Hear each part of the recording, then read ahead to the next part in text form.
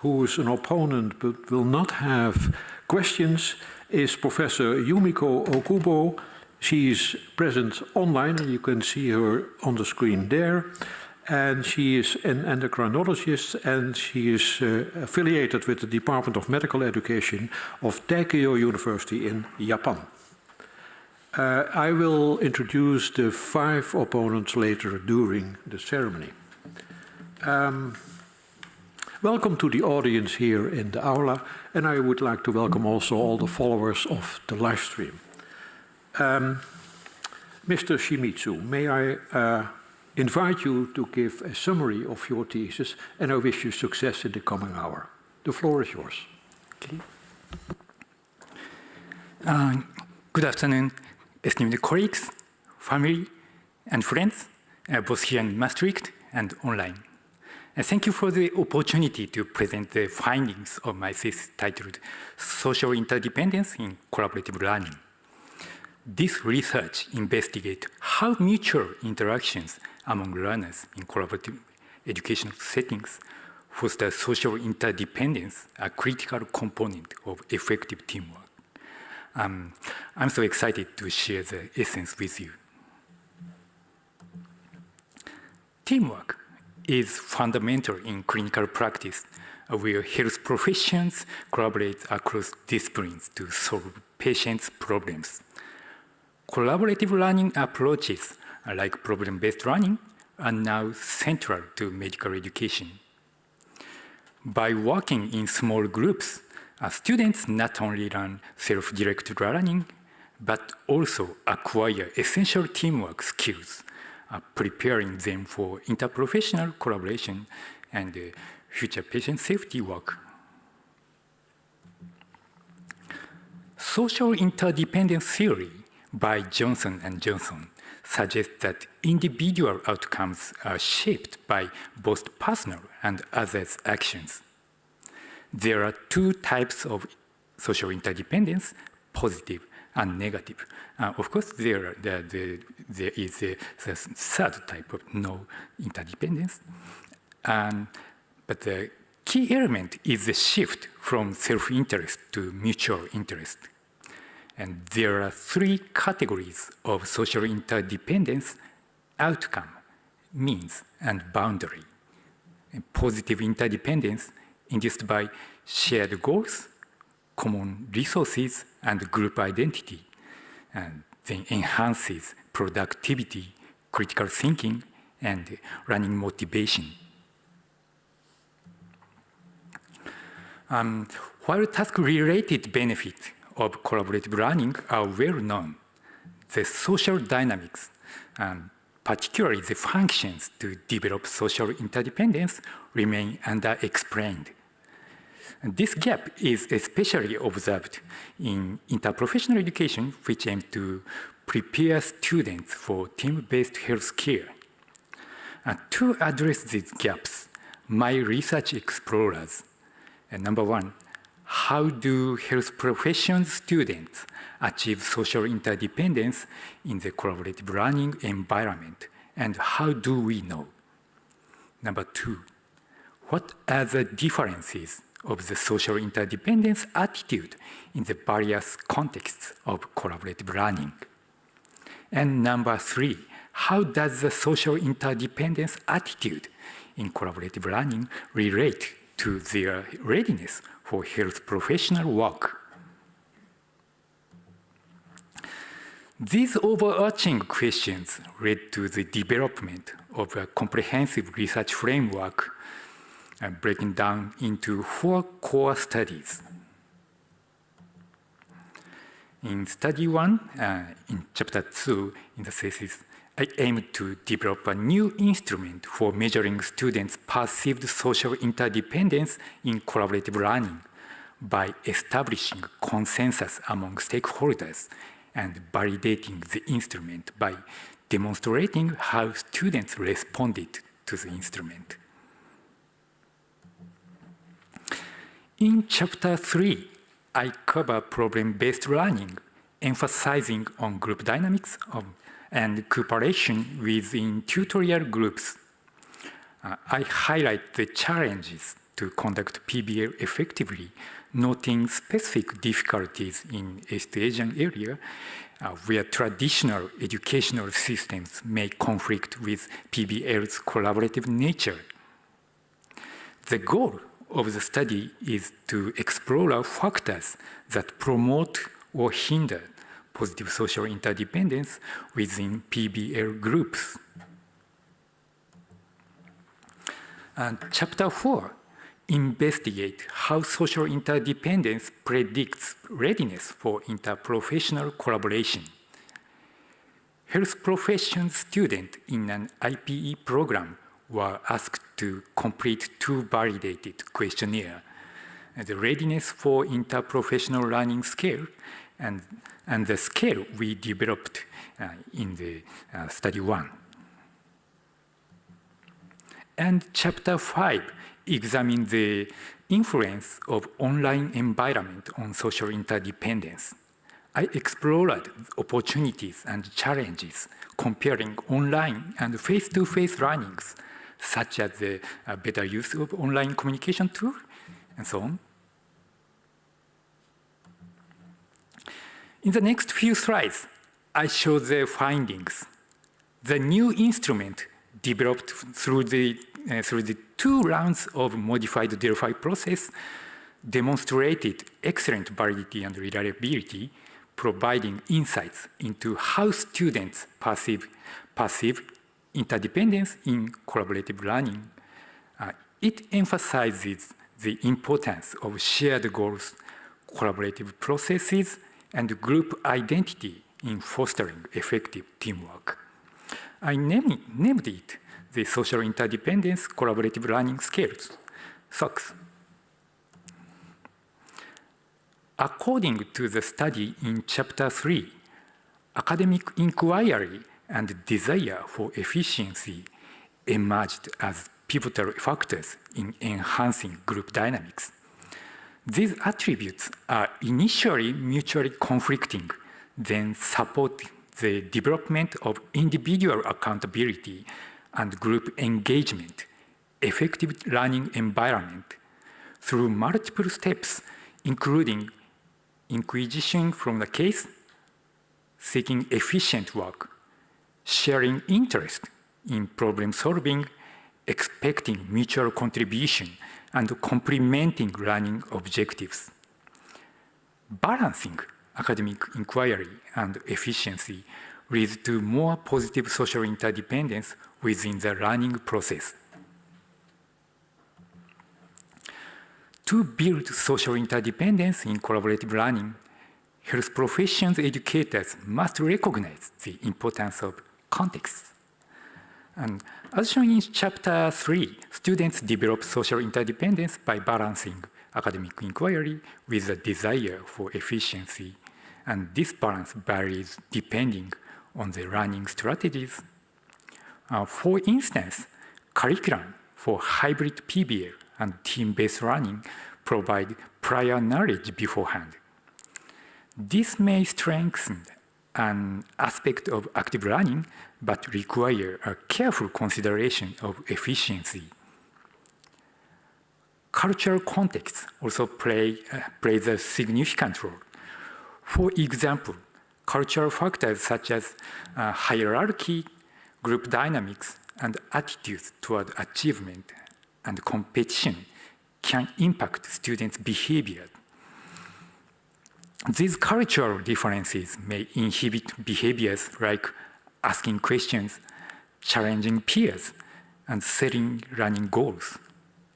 However, over time, the discussion process fosters similar behaviors in all contexts as students learn to engage more actively in discussions. Additionally, the emphasis on high-stakes testing in East Asia often shifts students' focus from inquiry to working efficiency. In terms of the impact of contextual differences, the online collaborative learning environment showed an equivalent effect to improve social interdependence. However, I observed that online environment has different characteristics from the face-to-face environment in terms of communication, task sharing process, perceptions of other groups, and working facilities. In addition, technological limitations in online, such as video conferencing tools, may inhibit social interdependence, suggesting the need for better communication tools tailored to collaborative learning. In IPE, awareness of objectives positively predicted interprofessional collaboration and identity, whereas specific roles as each profession negatively predicted interprofessional roles and identity. Because the current healthcare system is highly specialized, I'd like to say that there is a dilemma in IPE, which means that more specific the problem, the clearer it becomes each profession is responsible, undermining social interdependence. Understanding roles is an important competency for collaborative practice, but as is often the case with many IPE programs, it was assessed by realistic clinical problems. Specific clinical problems are often inseparable from roles and identity. But the understanding of roles needs to be rooted in the interprofessional team, not in profession. The current conception of IPE is sometimes a goal of group learning with multiple professions, but not the goal of interprofessional work. Fostering interdependence in collaborative learning requires deliberate strategies that address three critical aspects: balancing academic inquiry and efficiency, resolving the IPE dilemma, and reforming the assessment. First, balancing academic inquiry and efficiency involves creating sufficient time and flexibility in the curriculum to encourage deeper exploration and critical thinking. Tutors can play a critical role by evoking prior knowledge, facilitating open discussions, and providing constructive feedback. Students can pursue academic inquiry while achieving learning outcomes. Second, overcoming the IPE dilemma requires redefining professional roles within an interprofessional team. For example, educators can encourage students to consider broader professional identities beyond individual roles. Objectives should be shifted from occupational issues to patient-centered problem solving. Lastly, traditional summative assessments often prioritize individual performance over group collaboration. Incorporating measures and instruments to assess teamwork and non-cognitive skills alongside group-based assessment can shift the focus from the individual achievement to group success. By implementing these solutions, we can enhance the success and the impact of collaborative learning. Since team dynamics are known to improve the quality and safety of healthcare, these findings have the potential to demonstrate quality improvement through better team dynamics. For example, the outcomes of collaborative learning in terms of social interdependence can link to the degree of postgraduate team practice by comparing to the impact on patient safety culture. I'd like to close my presentation and give the floor back to the prolector. Thank you very much for your attention. Thank you very much, Mr. Shimizu, for presenting the summary of your thesis. The opposition will be opened by the chair of the Thesis Assessment Committee, Professor Diana Dolmans, and she is Professor of Educational Sciences at Maastricht University. Professor Dolmans. Dear candidate, first of all, I would like to congratulate you with completing this dissertation. In 2016, you obtained the Master of Health Professions Education diploma from Maastricht University. And your thesis was also about, your master thesis, about problem-based learning. And Dr. Konings and Dr. Wolfhagen were your supervisors. And you published your paper in 2019. And this paper was also about activating students and collaboration of students in PBL. So I was really happy to see that you continued with doing research on problem-based learning, team-based learning, and collaboration. So thank you, this is a big achievement. I, of course, also have a number of questions. And I would like to start with chapter number 3. I think what you did in this study is really unique because you introduced problem-based learning in a clinical learning environment. So the clinical rotation of internal medicine. And I think that's really a good big challenge, but a good thing to do.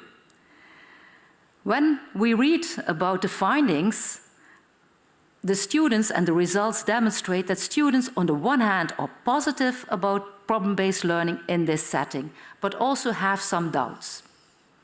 So students, for instance, say, well, wouldn't it be maybe more efficient if the person with more knowledge would take the lead?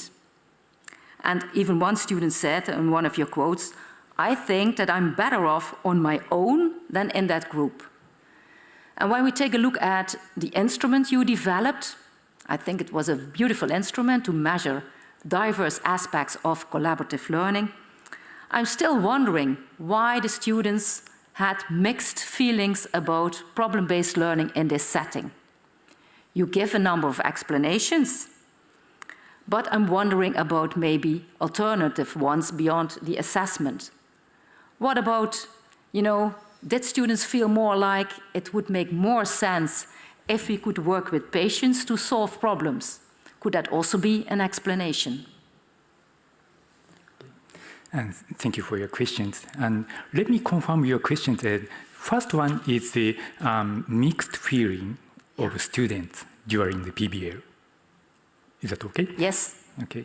And okay, I'd like to answer.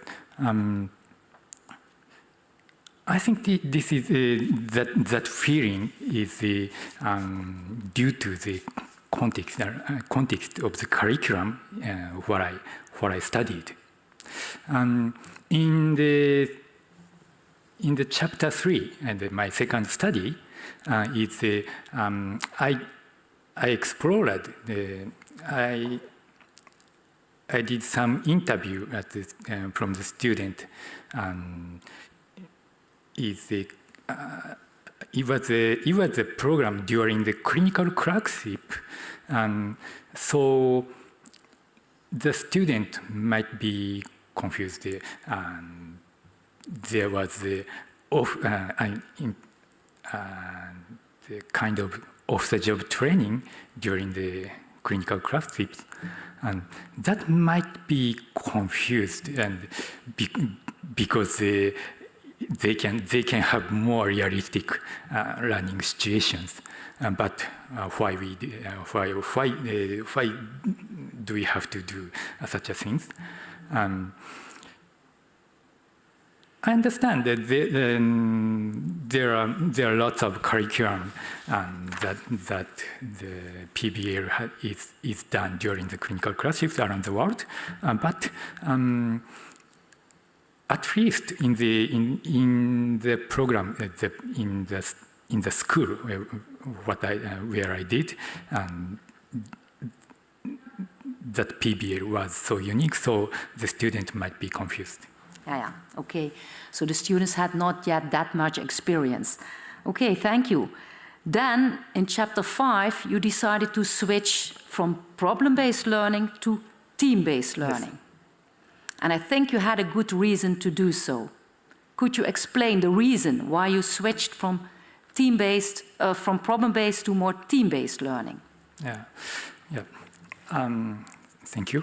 I think this is my answer is so simple. I need to explore or broaden the context for this research project, and I'd like to find other context other than PBL, and you know, TBL is another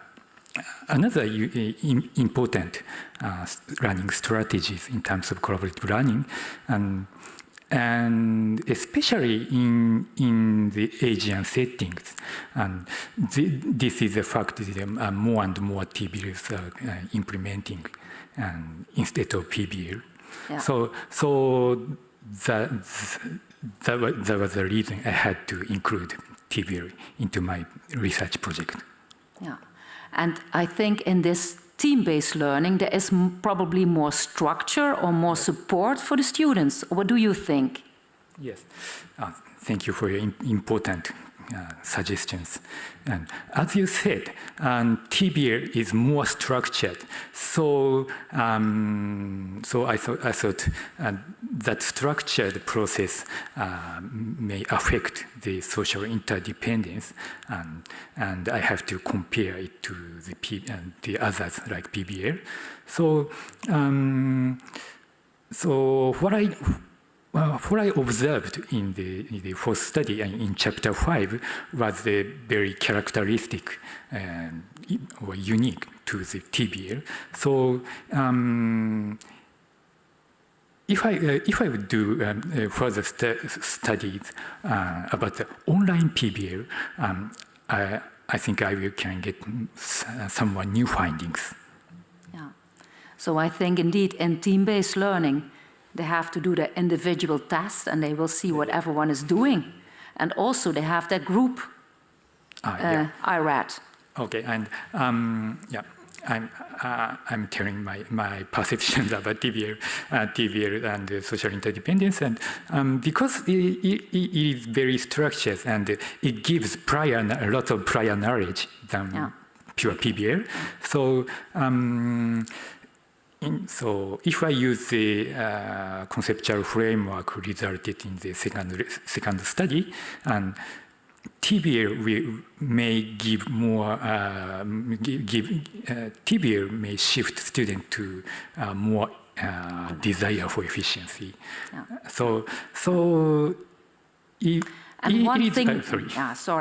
One final question. If I look at the scores in chapter 5 with team-based learning, it's good to see that the scores improve, most of them, after the intervention. And still, they are a little positive students. But I'm wondering, in the end, do you feel that your students are more positive about team-based learning or problem-based learning? That is so important. As long as our students in Japan and at the current curriculum, and they would like TBL because they're more familiar and it's more similar to their what they have received. What they have experienced, but just the difference in the degree of experience. Thank you very much. I give the word back. Thank you. Thank you, Professor Dolmans. The next opponent is Dr. Boerboom. Dr. Boerboom is associate professor at the Department of Education of the Education Center at the Faculty of Veterinary Medicine at Utrecht University. Dr. Boerboom. Thank you, Mr. Pro-Rector. First of all, I would like to congratulate you and your team on this result. Collaboration between students and teachers is probably one of the most powerful tools we have to enhance learning in medical education. On the other hand, it is really hard to measure and to promote collaboration in the educational setting. In recent years, I was involved in a research project concerning team-based learning, as Professor Dolman stated, in the health sciences education. TBL is, in my opinion, a pretty dogmatic approach of learning, and the founding fathers and mothers behind the TBL postulate that if the setting, assignment, and group composition are wisely chosen, collaboration within and between the teams will arise automatically. To be honest, I never saw that kind of magic happen on itself. Therefore, it's applaudable that your thesis brings us new insights concerning collaborative learning. And I am sure that your thesis can inform and inspire new and existing initiatives in this field. And I'm grateful for being able to discuss your work in more detail. And first, I would start with a statement you made in your general introduction. In your general introduction, you explained the difference between cooperative learning and collaborative learning. As I read it in your thesis, cooperative learning focuses on students working together, and collaborative learning also stresses that a teacher's role should change. In collaborative learning, students should not only work together, but also with the teacher to develop new knowledge. Is that true? Yeah, I just referred some previous research, and as you pointed out, in my understanding, there is some confusion about the cooperative learning and collaborative learning. So, such as I cited a review paper by Davidson. I think so.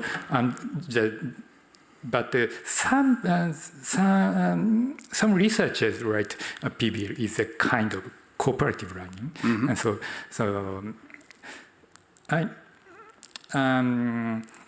understand there are some there is not clear distinctions during this area, but I'd like to. I'd like to pick up as this theme of this research, the collaboration in learning. So that is why I referred my topic as collaborative learning. Yes, I understand.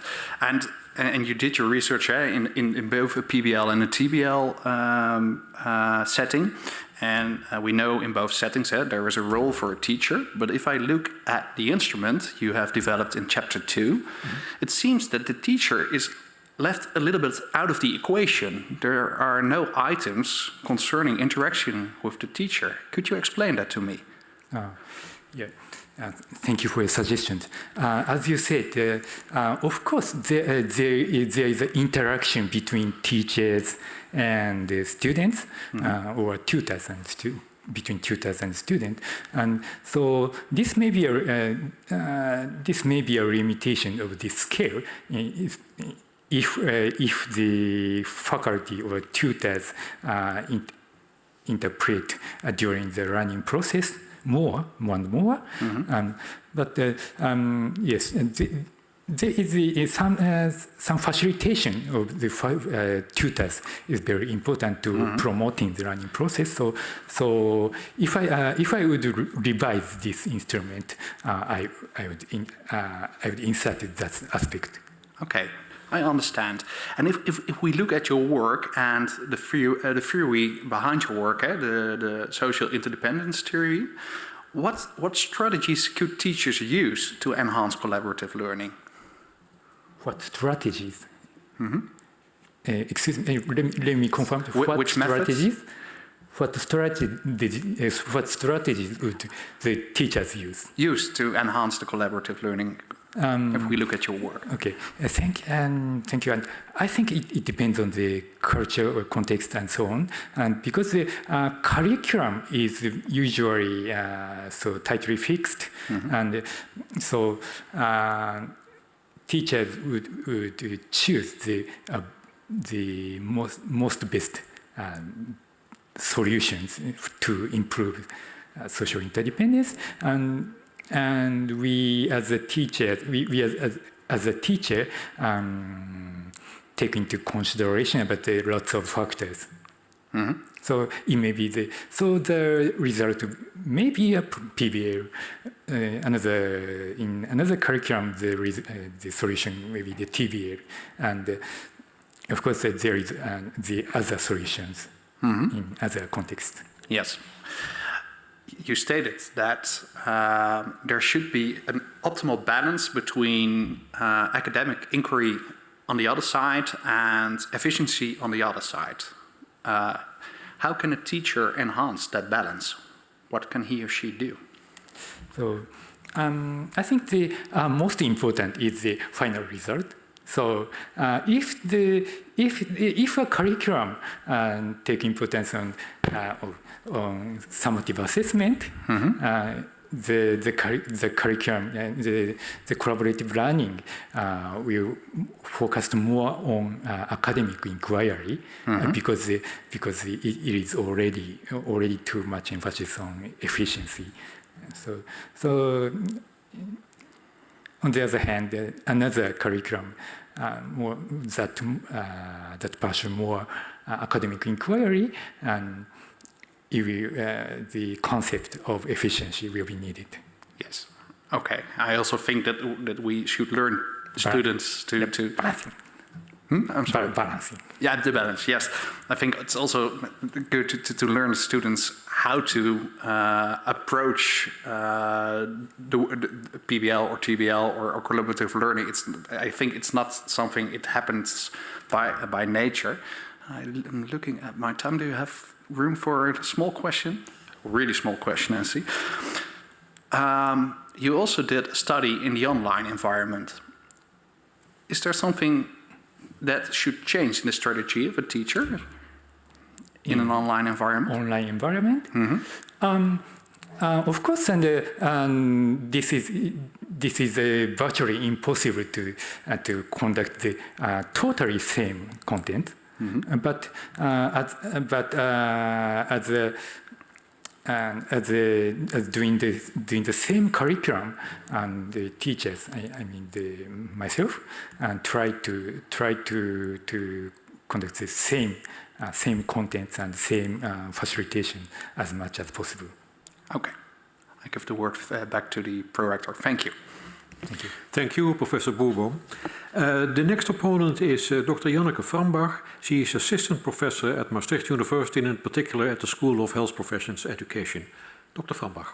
Thank you. Dear candidate, I would also like to congratulate you with this impressive body of work, and also congratulations to the team of supervisors. I think this thesis makes important contributions to the field with its original exploration of collaborative learning through social interdependence theory. I think this theoretical perspective really adds something to what already exists. Now, the cover of your book drew my attention, and I will show it to the audience in case you haven't seen the cover. You wrote that the cover artwork was created with respect for the work of Kuniyoshi Utagawa, entitled, in the English translation, "At first glance, he looks very fierce, but he's really a nice person." And I was wondering about the choice for this artwork and how you would explain the way in which it relates to the research work that you describe in your dissertation. Yes. Thank you for for your interesting to the cover page. Thank you. Here, and this is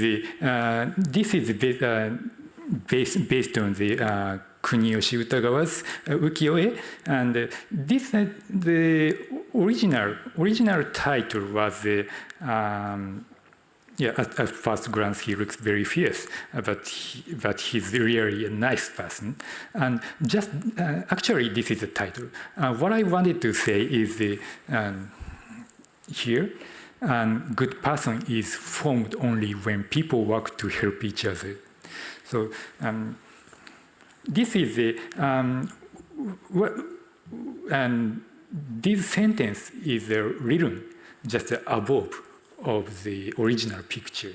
So I wanted to cite this first. So that is why I used this the parody of this ukiyo-e. Yes, thank you. And it is, I think, obvious that this quote on the back relates to the work that you describe in your thesis and the work that you have done. I have more questions, which One of them relates to chapter 3 as well, about the problem-based learning. And you mentioned in the discussion of chapter 3 that PBL has been adapted to the East Asian context in terms of prioritizing efficiency over academic inquisition. And also throughout your thesis, you refer to this East Asian context and to Asian students several times. You mention characteristics such as rejection avoidance, dialogue avoidance. And I was wondering about your thoughts about the East Asian context and the Asian student in light of research that also exists that kind of contradicts this notion, considering diversity within the East Asian context and among East Asian students, and also considering that culture can be seen as a dynamic concept that continuously changes. So may I invite you to share your reflections on the role of the cultural context, the East Asian cultural context. Can we see this as one context? To what extent do you think we can generalize this context? And how have you considered that in your work? Okay. Thank you for your question. To be honest, the findings of your a lot of research about the PBL and the culture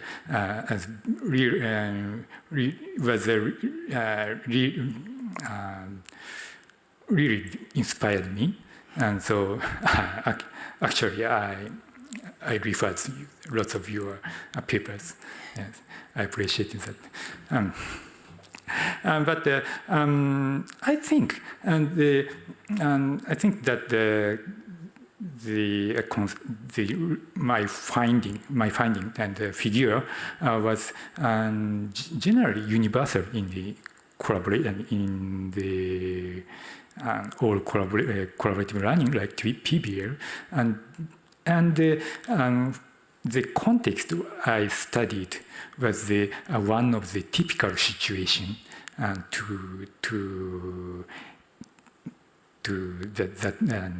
in that efficiency was too focused, and instead there is less academic inquiry, probably due to mainly due to the strength pressure of summative assessment.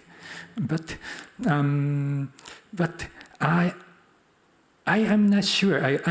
I have not definitive answer between the cultural aspect and the curricular aspects because they are inseparable.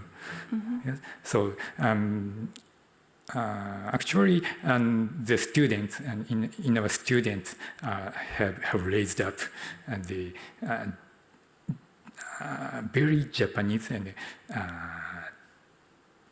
junior high and elementary, and so for 18 or 20 years they are in the curriculum, mm-hmm. in the Japanese curriculum. So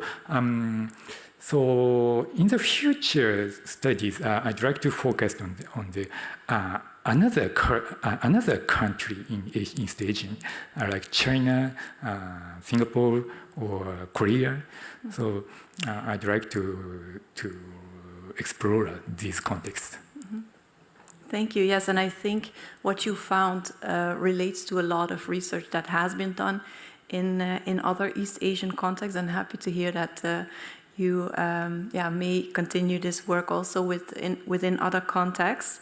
I was also happy to read in the limitations section in chapter 3 that you did not make assumptions about the cultural characteristics of your participants, and I think that's really great and important in research. I really applaud that, because I think a lot of the problems that we experience in the world, including in health professions, are related to making wrong assumptions. I would like to continue on this topic a little bit, if there is a little bit time, in a slightly different direction. It has been argued a lot that a lot of the research conducted on Asian students and on Asian adaptations of educational approaches that has happened from a Western perspective. I'm generalizing a lot now myself, but I want to relate this to what you mentioned in the discussion of Chapter 3, that PBL has been adapted to the East Asian context in terms of prioritizing efficiency over academic inquisition. And you also mentioned then that some people might regard this East Asian adaptation of PBL as a failure. And in light of what we are talking about, and considering the Western bias in a lot of the previous research, I was wondering about your views on this. How do you consider this adaptation of PBL? Would you say it is a failure or not?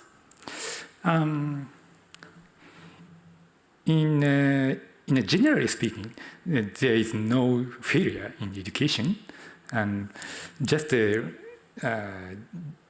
intervention, and just there is the intervention and the results. So some educators in Japan say that PBL was a failure in Japan, but throughout this research project, they as medical educator in Japan have used the PBL differently, and especially the promoting the team dynamics. Mm-hmm. That is why I like to explore the social interdependence in PBL. So, in a sense, our educators succeeded to use the learning strategies, PBL as a learning strategies, to promote more communication and more active learning, and I think this was a success. Mm-hmm. Yes, thank you. I would indeed agree. It's different and not definitely not a failure. Thank you. I give the word back to the prorector. Thank you, Dr. Frambach. The next opponent is Professor Erik Driessen. He is Professor of Medical Education at Maastricht University. Professor Driessen. Thank you, Lot. Thank you. Dear candidate, I would like to congratulate you with an incredible job.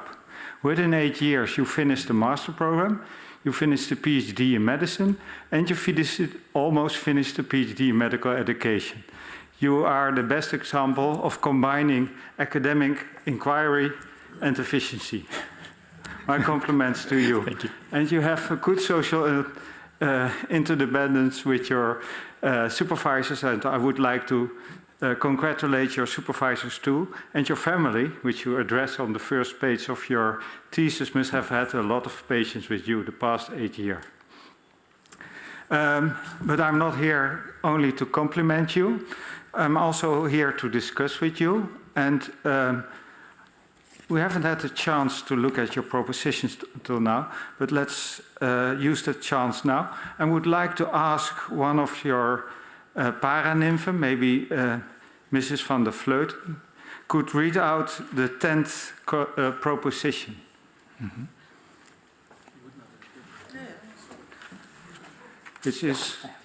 Which is not a chance, but it's about assessment. Yes. Yeah, I have. Thank you. Please use the microphone. Yeah. Current assessment systems focus too much on individual competencies, collaborative learning, and include assessment that measures group dynamics and teamwork abilities, aligning with future healthcare needs. Okay, thank you very much. I agree very much with your propositions. Throughout your book, there's a lot about assessment and the influence of assessment, which is not often positive. How could you change at your institute, but also here in Maastricht, the assessment in such a way that it contributes to collaborative learning? Do you have any suggestions for us? Thank you for your question. Is it about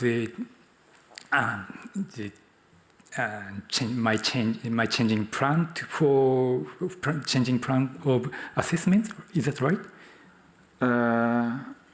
Excuse me, could you repeat the last what you asked?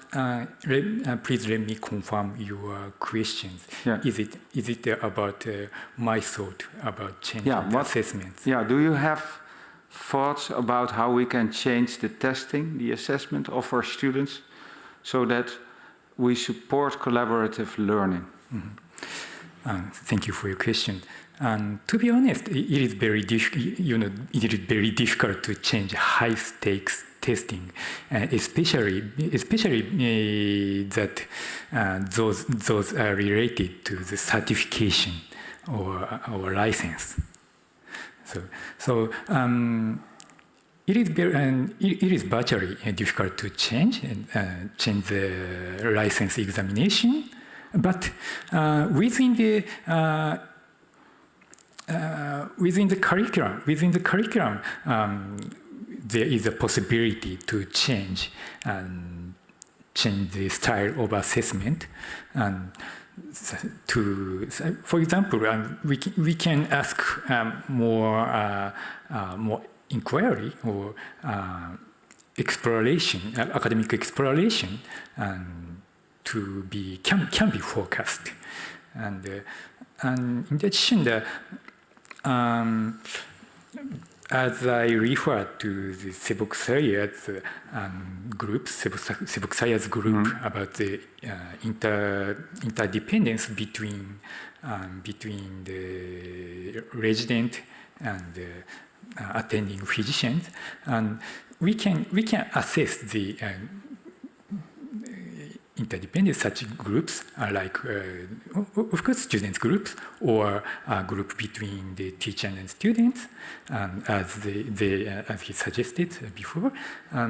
We can include such assessment within the curriculum because it is more opportunity to change or intervene. Okay, so your proposal would be to also assess the collaboration within groups. Yes. Is that correct? Yeah, I think so. Okay. Yes. Then I would move to what you call the dilemma in interprofessional education. So thank you for your answer about assessment.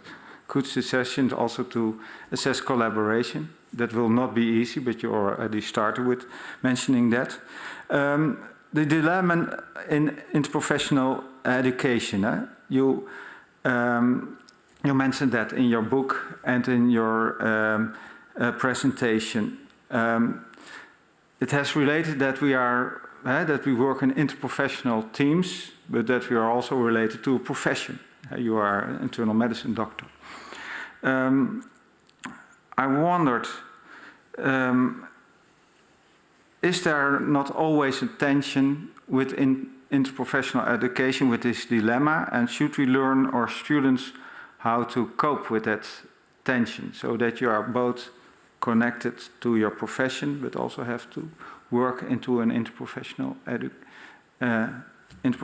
team? What do you have any thoughts about this? Yeah. Thank you for the question. To be honest, uniprofessional identity and interprofessional identity is the pillars of interprofessional conception. So in a sense, there is IP already involves the dilemma, what I suggested, and as its nature. So what is important, I think, is the elaboration of teachers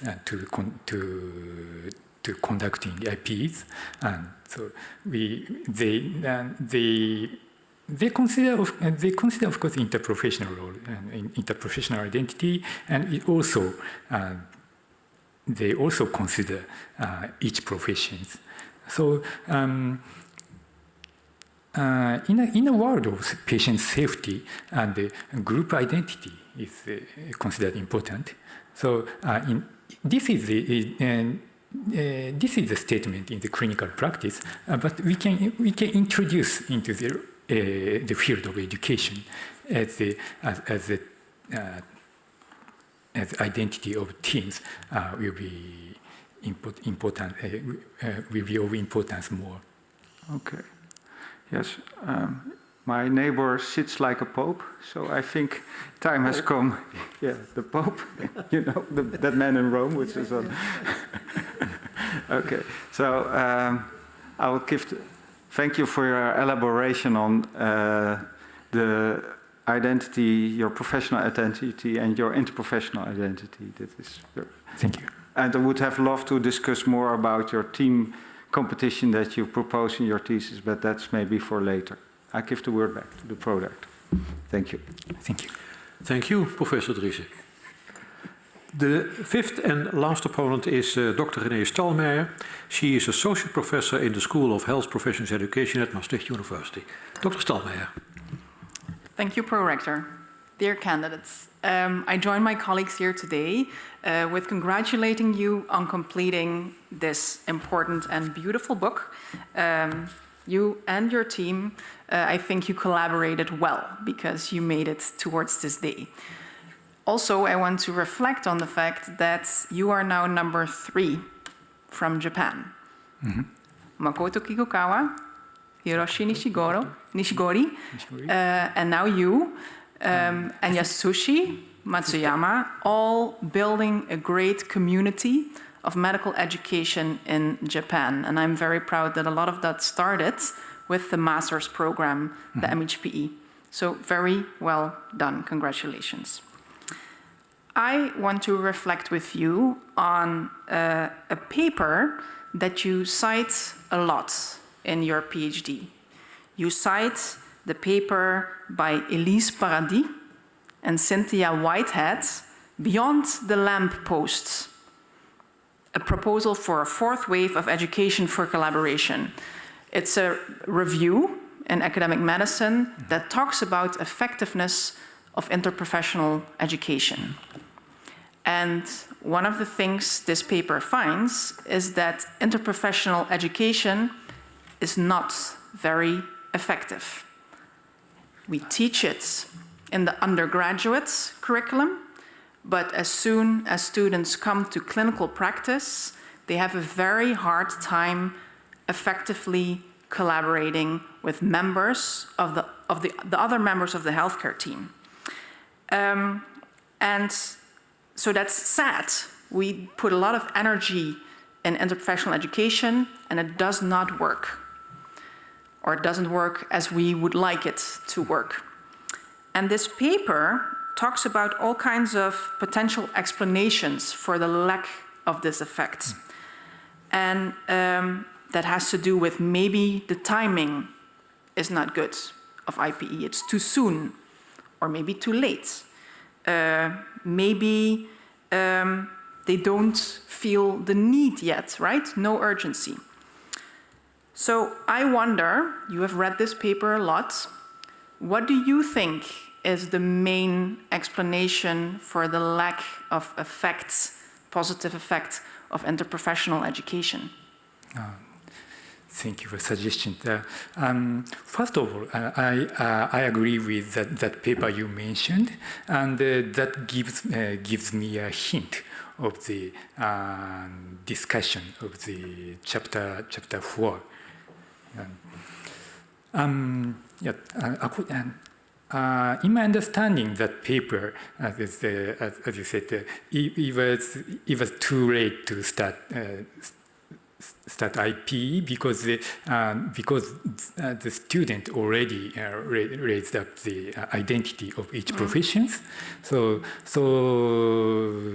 they claim that the earlier intervention or change of the mind is is needed from interprofessional education to the uniprofessional education for interprofessional collaboration. That was right.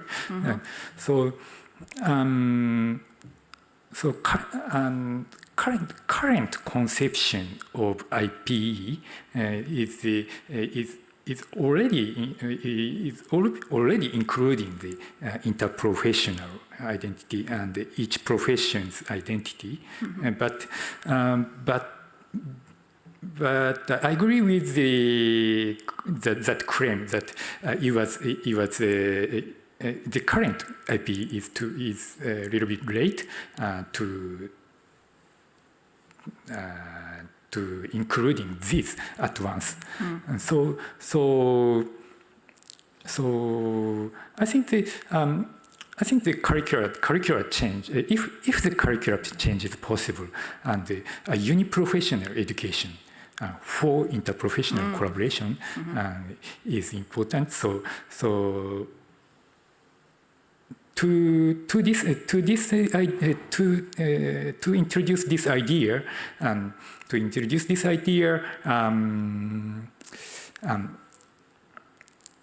some changes will be needed in terms of the content. Content will be changed from the scratch, and so because the current textbook already writes over this. For example, because I'm an internist, and for example, the internal medicine textbook, a physician writes for physician or medical student, but it can be one of the idea to intervene and introduce the idea of other professions perceptions into the clinical context. The textbook, just one of the idea. Yeah, that's actually an interesting idea I haven't heard before. That we need to think about which learning resources we need to give the students, and that by focusing on medical textbooks for medical students, we are emphasizing this uni-professional lens, and it becomes more difficult to see from the other professions' perspectives. So I like that suggestion. Another thing I would like you to reflect on, and you already in your answer to Professor Driessen, you were talking about identity. And you're right, there is a big wave in the literature that is talking not only about professional identity formation, uni-professional identity, but also interprofessional identity formation. My question to you is, shouldn't we focus on incorporating interprofessional values in that professional identity instead of trying to stimulate the formation of an extra identity? Wouldn't we want all health professionals to value interprofessional collaboration? And shouldn't we therefore focus on thinking differently about professional identity formation? Thank you. To be honest, I totally agreed with your idea. And identity as a health profession, each health professions should be included in the interprofessional identity, because the patient or society want to. Yeah, I agree with your idea. Thank you. Okay, thank you. So if I can ask one more question, it would be about timing. When do we start with interprofessional identity formation, interprofessional education? Should we do that from day one, after 2 years, or when students start their clinical rotations? What would you suggest? Well, based on the article I referred, and I mean the review article in Academic Medicine, earlier is better.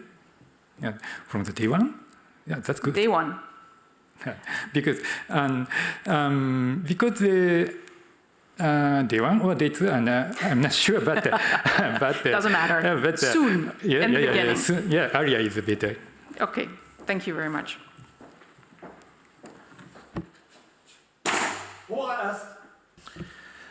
Mr. Shimizu, as you hear and see, the time and the opportunity to defend your thesis has passed. The committee will now withdraw to discuss the quality of your thesis, and in particular the quality of your defense, and please await our return here. Thank you.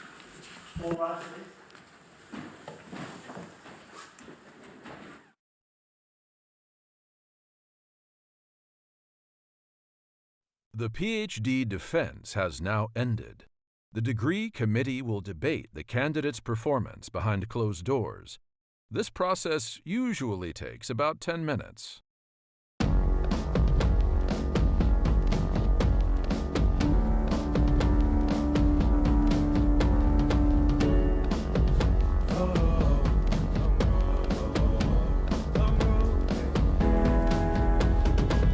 Long road to the south side. 7 miles in my rearview mirror, I know what it felt like. My goal's only getting clearer, east side to the west side. No place like home, if it's questions that you've got, go the extra mile and die.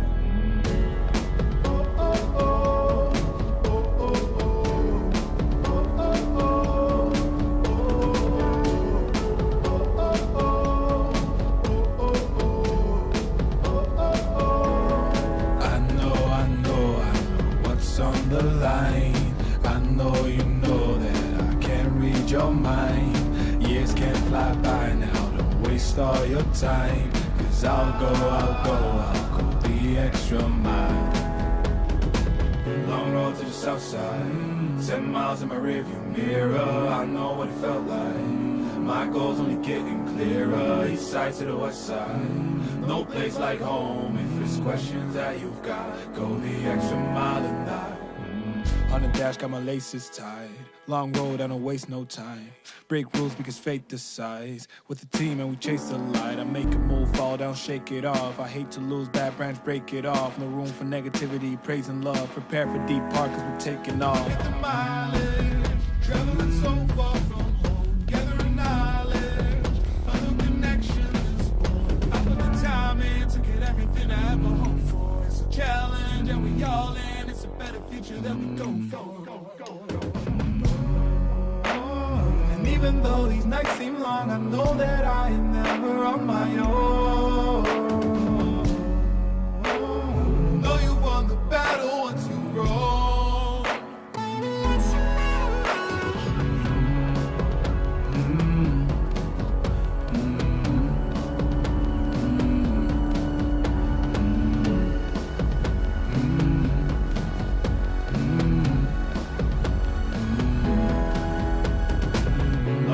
South side, 10 miles in my rearview mirror, I know what it felt like. My goal's only getting clearer, east side to the west side.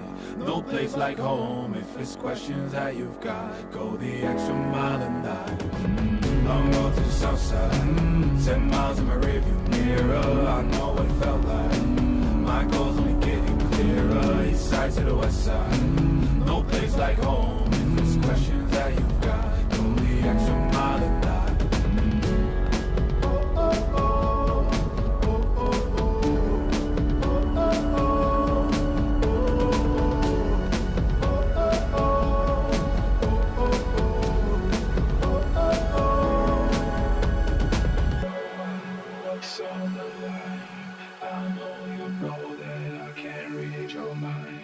Years can't fly by now, don't waste all your time. 'Cause I'll go the extra mile.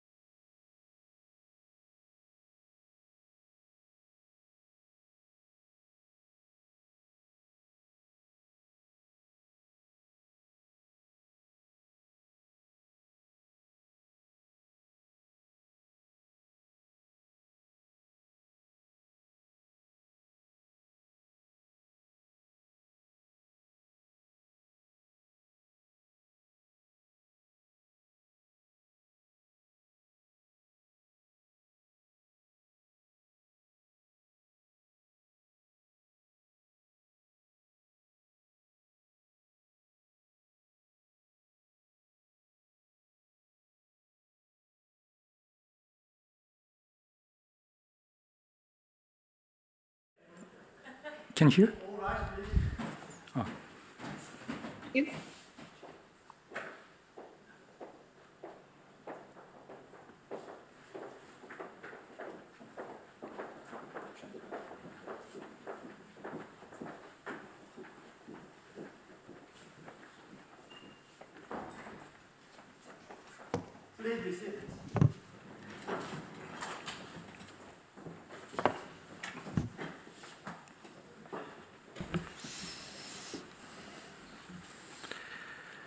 Mr. Shimizu, the committee here present has assessed the quality of your thesis and in particular the quality of your defense. And in view of its positive verdict and of course in taking into account the examinations that earlier have been achieved by you, the degree committee has decided to grant you the degree of doctor. Professor van der Vleuten is authorized to confer upon you this academic distinction in accordance with Dutch university custom and law. I invite now your supervisor to take the floor. Professor van der Vleuten.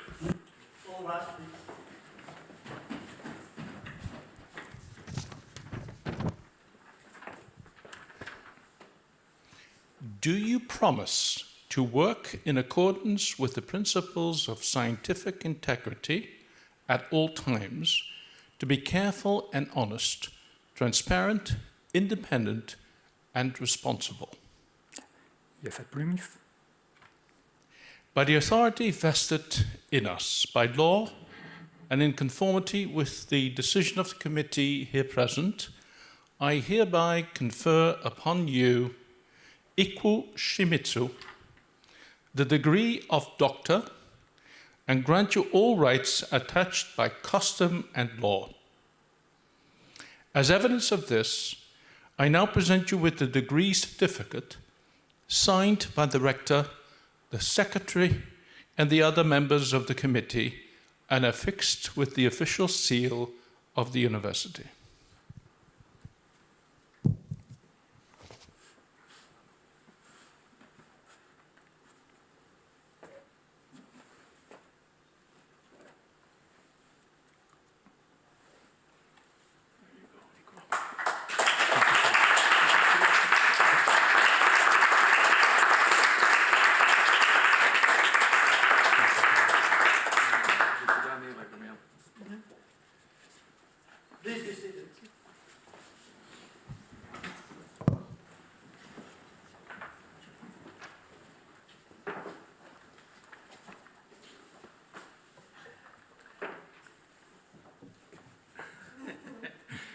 Dear Dr.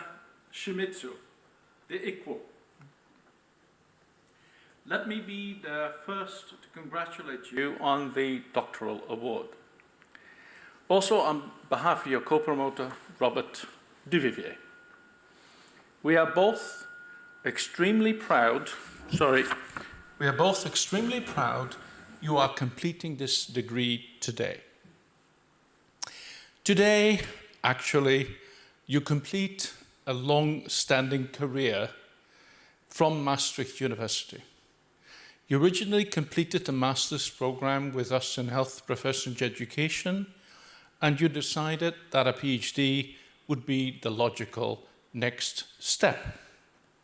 This was 6 years ago. This might have been a little longer than you expected, but in our experience, your term is quite normal. You have conducted very intense 4 studies using a lot of empirical data. Analyzing and writing takes precious time. Time that you need to find on top of all your other professional commitments. And you have many. Basically, you have been doing this doctoral dissertation on top of your normal work and on top of another PhD. This is an incredible accomplishment which tells us all about your character, Ikuo. You are determined, hardworking, concentrated, and persistent. It was a joy working with you. We had very regular online meetings that were perfectly prepared by you. Even the fact that English is sometimes a struggle, it meant no harm to your progress. You were able to publish all your studies in the international literature. This is truly remarkable. Ikuo, you deserve our deepest respect. The topic of collaborative learning is a complex one. The image on the cover, here we go again, of your dissertation is a perfect reflection of that. It attracts one's attention for quite a while at the same time one is not sure if one is looking at an attractive picture. But the metaphor is very clear. Good work is done together. The quote at the back of your cover summarizes that perfectly. A good person is formed only when people work together. The complexity of your topic was handled by you through the excellent use of theory. You use strong theories on collaborative learning and professional identity formation to guide and inform your studies. Using theory in education is like using cement in building a home. It provides rigor and stableness. Yet at the same time, you rightfully note how the context of the research influences your findings. Both the education context itself and the assessment approach in that context have strong effects. We are very aware that the Japanese context of medical education is very different from our context. The Japanese ancient and famous culture on preparing and passing examinations, for example, is one strong influencing factor for any kind of learning within such a context. And maybe this is for the good. As educational scientists, we should understand not only how things work, but also under which conditions things work. We should be mindful about these conditions and use them perhaps even to our benefit. What does the educational science have to contribute to the Japanese culture that may be very beneficial? Your research provides excellent groundwork to ask those questions and perhaps find some answers. You now are perfectly trained to make those contributions to your context. You are one of several people in your country who have had profound scientific training in education. Japan is to be complimented for its overt or covert strategy to prepare medical education professionals for practice in education. I'm absolutely sure this will be of great benefit to your country. As Maastricht University, we are grateful we contributed to this to some extent. All the more painful it is to see our current government cutting funds on international training. However, there's no room for politics today. Ikuo, today is about you. You have shown to be an excellent scientist in education. We can only hope you will use your expertise to enhance education in your country, but also internationally. We hope you will continue to contribute as a scholar in education, bringing more evidence to education to the rest of the world.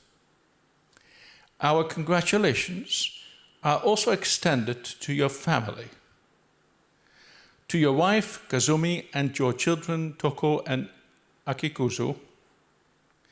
I know most of Japan is in deep sleep right now, but I'm sure that they are following these proceedings here right now. You can be very proud of your husband and of your father. Robert and I hope that after this completion of this dissertation, there will be more family time. In all cultures, this precious time is the basis for our luck and our well-being. It's also time to say goodbye. We both thank you for having been able to help you in your development. It was a great pleasure to work with you, even at a distance such as we did. We hope this academic achievement will help you to a long and successful career in medical education. Thank you very much.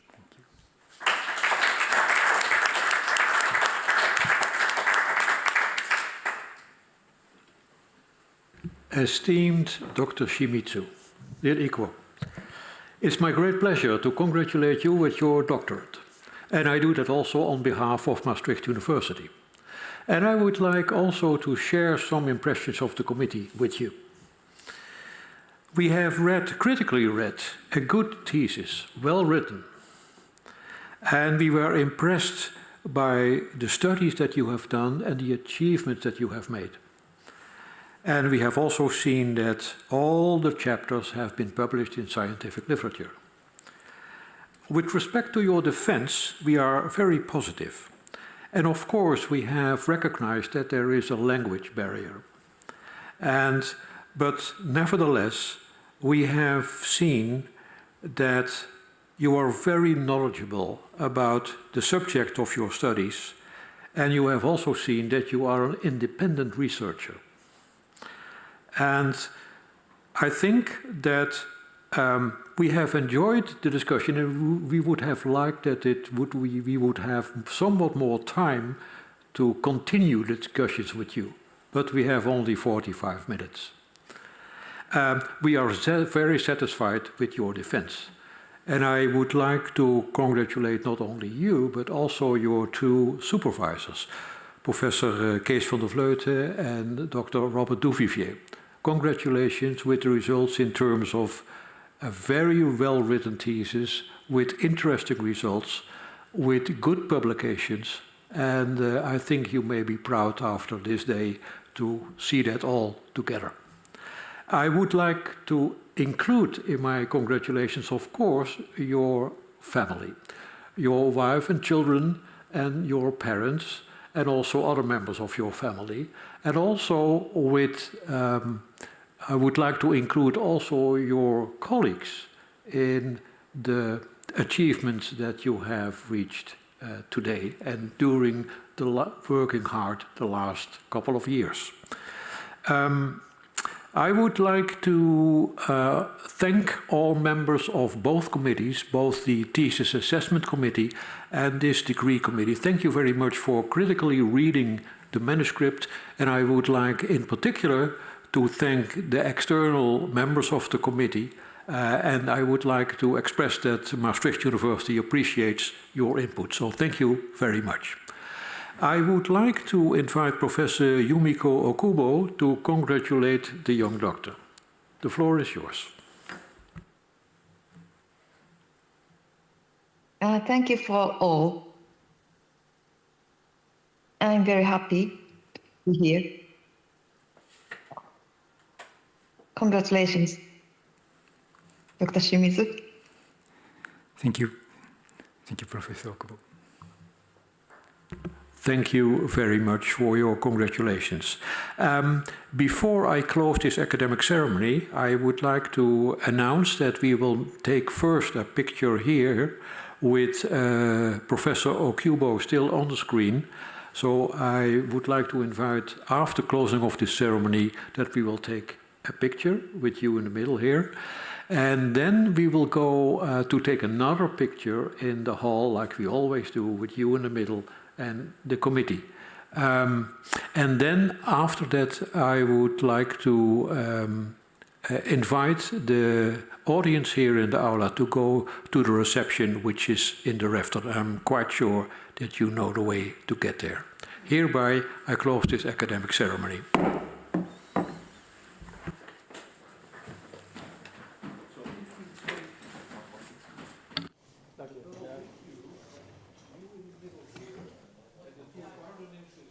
Around you, and then the committee, yes, break. And then control 5.